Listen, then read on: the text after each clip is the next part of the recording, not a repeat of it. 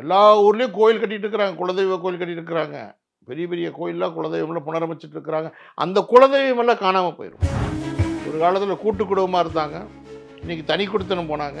இப்போ திருமணமே பண்ணாமல் இப்படி ஈவேரா பாணியில் பாசத்துக்காக மனுஷன் புள்ள பெற்றுக்கணும்னு அவசியம் என்ன இருக்கு? என்ஜாய்மெண்ட் விதவுட் ரெஸ்பான்சிபிலிட்டிங்கிற வார்த்தையை பயன்படுத்தினார் ஐயா இங்கிலீஷ்லேயே. எங்கே திரும்பினாலும் குழந்தை இல்லையா குழந்தை இல்லையா, கருத்தரித்தல் மையம் வச்சுருக்காங்க. குழந்தை 10 வருஷமா குழந்தை இல்லை, 5 வருஷமா குழந்தை. என்ன காரணம்? எல்லாம் நானும் அமெரிக்கா போகிறேன்னு போகிறாங்க. அங்கேருந்து இப்போ துரத்தி அடிக்க போகிறேன் எல்லாம் ட்ரம்ப். அப்போ எங்கே போவாங்க? வெளிநாட்டுக்கார மாதிரி போவாங்க. அவனே இங்கே வர நம்ம கலாச்சாரத்தை பார்த்து நம்மளுக்கு ஒன்றும் புரியுறது. அனைவருக்கும் வணக்கம். எல்லாருக்கும் ஒரு செய்தி, ஆனால் இன்றைய செய்தி நாளைய வரலாற்றில் ஒரு மிகப்பெரிய ஒரு பாதிப்பு ஏற்படுத்தக்கூடிய செய்தி. குறிப்பாக கடந்த 2023ஆம் ஆண்டுலேருந்து இன்னைக்கு வரைக்கும் தமிழகத்தில் 6.09% குழந்தை பிறப்பு விகிதாச்சாரம் குறைந்துள்ளது. தேசிய அளவில் 1.90% குழந்தைகள் பிறப்பு குறைந்துள்ளது அப்படின்னு செய்தி. நல்லது தானே அப்படின்னு பார்க்குறாங்க. ஒட்டுமொத்தமாக கடந்த 4 ஆண்டுகளாக தமிழ்நாட்டில் தொடர்ந்து 1.40% குழந்தை பிறப்பு குறைந்துட்டு இருக்கு. இந்த குழந்தை பிறப்பு குறைந்தால் என்ன ஆகும்? நாட்டினுடைய மக்கள் ஜனத்தொகை குறையும், அவ்வளோதான். இது சாதாரண பார்க்குறவங்களுக்கு. ஆனால் இதனுடைய விளைவுகள் என்னென்ன ஆகும் அப்படின்னு பார்த்தீங்கன்னா, இந்த குழந்தை பிறப்பதற்கு மத ரீதியாக கணக்கெடுக்கணும்.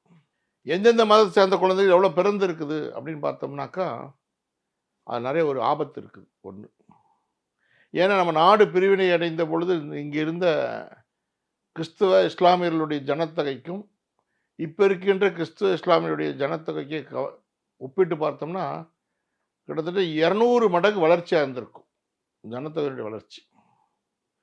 அப்போ ஒட்டுமொத்தமான இந்துக்களினுடைய குழந்தை பிறப்பு குறைந்திருக்கின்றது என்பது ஒரு ஆய்வு. அந்த குழந்தை பிறப்பு குறைக்கிறதுனால என்னென்னலாம் லாபம் அப்படின்னு பார்த்தாக்கா, குறைக்கிறதுனால எந்த லாபமும் கிடையாது. ஆனால் குறைந்ததுனால நஷ்டம் என்னன்னு பார்க்கணும். இன்னைக்கு இந்த குழந்தை பிறப்பினுடைய பாதிப்பினால என்ன வந்திருக்குனாக்கா, குறிப்பாக தமிழகத்தில் கலாச்சார சீர்கேடு ஏற்பட்டிருக்குது. ஒரு காலத்தில் கூட்டு குடும்பமாக இருந்தாங்க, இன்னைக்கு தனி குடித்தனம் போனாங்க. இப்போ திருமணமே பண்ணாமல் இப்படி ஈவேரா பாணியில். பாசத்துக்காக மனுஷன் புள்ள பெற்றுக்கணும்னு அவசியம் என்ன இருக்கு? என்ஜாய்மெண்ட் விதவுட் ரெஸ்பான்சிபிலிட்டிங்கிற வார்த்தையை பயன்படுத்தினார் ஐயா இங்கிலீஷ்லேயே. கூடுதல் சொல்லும்போது என்ஜாய்மெண்ட் விதவுட் ரெஸ்பான்சிபிலிட்டி. நான் மகிழ்ச்சி அடையினேன், அதுக்காக நான் தூக்கி போன அவசியம் இல்லையா? அவன் போனால் போயிட்டு போகிறான். தேவையான சேர்ந்துக்கிறது இல்லைன்னா பிரிஞ்சுக்கிறது அப்படிங்கிற சூழ்நிலை உருவாயிருக்கு. இது தமிழகத்தில் அதிகரிக்க குழந்தை பிறப்பு குறையுது. ரெண்டாவது, இன்னைக்கு நீதிமன்றங்கள் அதிகமான வழக்குகள் கடந்த 20 ஆண்டுகளுக்கு ஒப்பிடும்போது அதிகமான விவாகரத்து வழக்குகள், கணவன் மனைவிக்குள்ள பிரச்சனை, ஒன்றும் வாழ முடியாது அப்படிங்கிற சூழ்நிலை வந்தது. இதெல்லாம் கூட்டு குடும்பத்தினுடைய பாதிப்புனால தான் வந்து, கூட்டு குடும்பம் இல்லாதனால விளைவது அதில் இவ்வளவு மோசமாக இருக்குது. இப்போல்லாம் ஒரு குழந்தை, இந்த ஒரு குழந்தை பெற்றுக்கிறனால என்னென்ன பாதிப்பு வந்துருக்குது அப்படின்னா, இன்றைக்கி தமிழகத்தில் தொழிலாளர்கள் எண்ணிக்கை, வேலை செய்வதற்கு எண்ணிக்கை முழுக்க வேறு பகுதியிலேருந்து வராங்க. நாட்டினுடைய பிற பகுதியிலேருந்து வராங்க. பீகார், ஒரிசா, அஸ்ஸாம், நேபாள், இப்படி நிறைய பேர் தமிழகத்தில் இன்றைக்கி வேலைக்கு வராங்க. அதன் என்ன காரணம்? இங்கே குழந்தை பிறப்பு சதவீதம் குறைஞ்சிருச்சு. இங்கே வேலை செய்யறதுக்கு ஆள் இல்லை ஒரு குழந்தையினால. நாளைக்கு அந்த மாநிலத்தில் இதே பிரச்சனை வரும்போது நமக்கு எங்கே ஆள் வருவாங்க? ஆள் வர மாட்டாங்க. இன்றைக்கி வேலைக்கு செய்வதற்கு ஆள் இல்லை. எந்த வேலைக்கு எங்கே போனாலும் ஆட்கள் தேவைங்கிற போர்டு இருக்குது. குழந்தை பிறப்பினுடைய சதவீதம் குறைச்சதுனால எந்த வேலைக்கும் ஆள் இல்லை, எல்லா வேலைக்கும் ஆட்கள் தேவைங்கிற சூழ்நிலை இருக்குது. இது ஒரு பக்கம். இன்னொரு பக்கம் ஒரு பிரச்சனைக்கு, இந்த குழந்தை பிறப்பு குறைவதனால நம்முடைய உறவு முறையெல்லாம் அழிஞ்சிட்டு வருது. அண்ணன், அக்கா, தம்பி, தங்கச்சி, பெரியப்பா, சித்தப்பா, சித்தி, மாமா, மச்சான், மச்சினிச்சி, கொழுந்தியா, நங்கையா, இந்த மாதிரி உறவுலாம் கிடையவே கிடையாது. வருங்காலத்தில் குழந்தை பிறப்பு சதவீதம் குறைய இந்த இதே கிடையவே கிடையாது. ஒரு குழந்தை, அந்த ஒரு குழந்தை யார் வீட்டுக்கு போகும்? அவங்க கட்டி கொடுத்துட்டு ஒன்றும் இருக்காது, அண்ணனும் இருக்காது, தங்கச்சியும் இருக்காது, அக்காவும் இருக்காது, அண்ணனும் இருக்க மாட்டாங்க, தம்பியும் இருக்க மாட்டாங்க, ஒருத்தர் இருக்க மாட்டாங்க. இந்த உறவு முறையே அடிச்சு போயிடும். ஒரு பக்கம் தொழிலாளர் பக்கம் பிரச்சனை, ஒரு பக்கம் வேலைக்கு ஆள் கிடைக்காத ஒரு பக்கம், இன்னொரு பக்கம் உறவு முறை அடிச்சு போயிடும். நீங்கள் இங்கே பாருங்கள், முதல்ல ஒரு காலத்துலலாம் அரசாங்கம் என்ன சொல்லிட்டு இருந்தது? அளவான குடும்பம், வளமான வாழ்வு, நாம் இருவர் நமக்கு இருவர், நாம் இருவர் நமக்கு ஒருவர், இதெல்லாம் சொல்லிட்டு இருப்பு. இப்போ என்னாச்சு? நான் ஒரு குழந்தை, நீ ஒரு குழந்தை, நமக்கு எதுக்கு ஒரு இன்னொரு குழந்தைன்னு சொல்றான். இதையெல்லாம் தாண்டி கருத்தரித்தல் மையம். எங்க திரும்பினாலும் குழந்தை இல்லையா, குழந்தை இல்லையாவா? கருத்தரித்தல் மையம் வச்சுக்கிறாங்க. குழந்தை 10 வருஷமா குழந்தை இல்லை, 5 வருஷமா குழந்தை இல்லை. என்ன காரணம்? நம்முடைய பாரம்பரிய வழக்கமெல்லாம் மாறினதுனால விளைவு. நம்முடைய உணவு முறை மாறி போச்சு. நம்ம சாப்பிட்ற உணவுல விஷம் வந்துருச்சு. சாராயம் திறந்து விட்டாங்க. எங்க பார்த்தாலும் சாராய கடை. இந்த சாராயம் எதில் தயாரிக்கிறாங்க? கெமிக்கல் தானே. இந்த ஸ்பிரிட்ல தானே தயார் பண்றாங்க. இதெல்லாம் குடிக்கிறாங்க.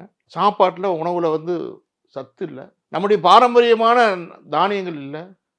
பீஸா, பர்கரு, இந்த ஃபாஸ்ட் ஃபுட், வேகமான சாப்பாடு. என்னையா வேகமான சாப்பாடு? எப்படி வேகமா செய்றான்? போய் ஃப்ரைட் ரைஸ் ஒன்று கொடுங்க அப்படிங்கிறான். என்னையா ஃப்ரைட் ரைஸ்? தமிழாக்கம் பண்ணிப்பார். ஃப்ரைட் ரைஸ் என்ன, வறுத்த அரிசி. அப்போ வெந்தும் வேகாமல் சாப்பிட்றான். ஏற்கனவே அந்த அரிசியில் ஒரு சத்து இல்லை. இது ஃப்ரைட் ரைஸ் வாங்கி சாப்பிட்றான். வறுத்த அரிசி, வேகமான ஃபாஸ்ட் ஃபுட் சாப்பாடு. காய்கறியில் சத்து இல்லை, மருந்து. இயற்கையான காய்கறிகளை நம்மாழ்வார் சொன்னதால் யாரும் கடைபிடிக்கவே இல்லை. இப்போ உணவு முறையில் நச்சு, சாப்பிட்றது பூரா விஷம், குடிக்கிறது விஷம், சாராயம். அப்புறம் எப்படி குழந்தை பிறக்கும்?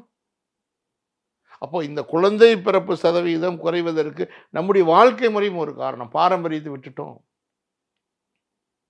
இதுக்கு அடுத்த ஒரு பிரச்சனை வரப்போகுது. எல்லா ஊர்லேயும் கோயில் கட்டிட்டு இருக்கிறாங்க, குலதெய்வ கோயில் கட்டிட்டு இருக்கிறாங்க. பெரிய பெரிய கோயிலெலாம் குலதெய்வம்லாம் புனரமைச்சிட்டு இருக்கிறாங்க. அந்த குலதெய்வம் எல்லாம் காணாமல் போயிடும். ஒரு குழந்தை பெற்றுக்கிறாங்க, ஒரு பெண் குழந்தை, அதை கட்டி கொடுத்துட்டு அதுக்கப்புறம் அந்த குலதெய்வத்துக்கு போகிறது யார்?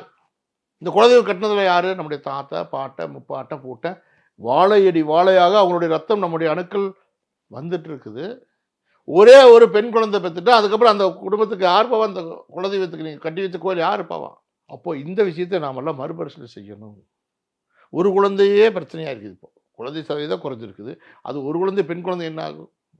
இராணுவத்துக்கு யார் போவாங்க? காவல்துறைக்கு யார் போவாங்க?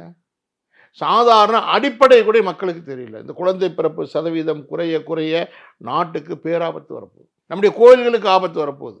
நம்முடைய உடல்நிலைக்கு ஆபத்து வரப்போகுது. அப்போ நாம் நம்முடைய பாரம்பரியத்தை விட்டுட்டு வெள்ளைக்கார மாதிரி போகணும், வெளிநாட்டுக்கார மாதிரி போகணும். அவனே இங்கே வர நம்ம கலாச்சாரத்தை பார்த்து நம்மளுக்கு ஒன்றும் புரியறதில்ல. நிறைய நகர்களெல்லாம் இன்றைக்கி வந்து பெரிய ஹோம் ஆரம்பிச்சுக்கிறாங்க. நிறைய விளம்பரம்லாம் கொடுக்குறாங்க. யாருக்கு? முதியோர் இல்லம். ஒரு பெரிய அப்பார்ட்மெண்ட் சொல்கிறாங்க, முதியோர் இல்லத்துக்கு இங்கே நல்ல பாதுகாப்பாக இருக்குது, இங்கே ரொம்ப சந்தோஷமாக இருக்கிறாங்க. நம்ம கலாச்சாரத்தில் இல்லைங்க அந்த முதியோர் இல்லமே. எல்லாம் பெற்றோரில் விட்டுட்டு அவங்க வெளிநாட்டுக்கு போயிடுறாங்க, வெளியூர் போயிடுறாங்க. அம்மா அப்பா தனியாக இருக்குது, தனியாக முதியோர் இல்லம் ஆயிடுச்சு. ஒரு ஏரியாவே முதியோருக்கு அப்பார்ட்மெண்ட் ஆயிடுச்சு. அவங்களும் சந்தோஷமாக இருக்கிறாங்க. ஏன்னா யாரை விட்டு சந்தோஷம்? யார் கூட? தன்னுடைய மகன், பேரன், பேத்தி, கொள்ளு பேத்தி கொடுக்குற சந்தோஷமா?